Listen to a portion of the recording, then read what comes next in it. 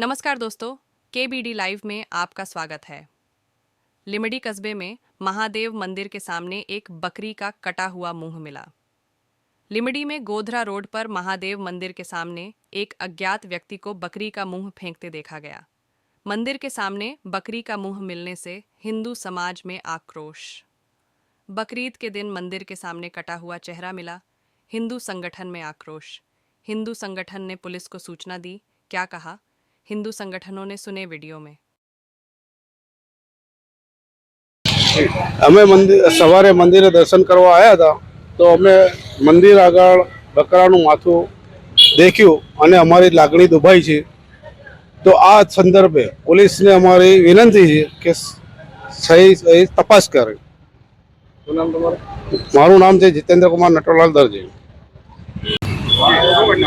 आज सवारे अमने 9 वागे जानकारी मिली कि गोधरा रोड पर महादेवजी मंदिर आवेलू है। त्या आगळ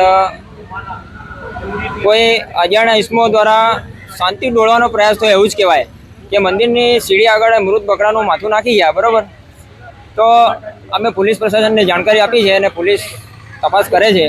हवे ए जाणवुं रह्युं कि सीसीटीवी चेक कर्या पछी ए क्यांथी आव्युं अने कोण लाव्युं, खरेखर एक तपासनो विषय छे।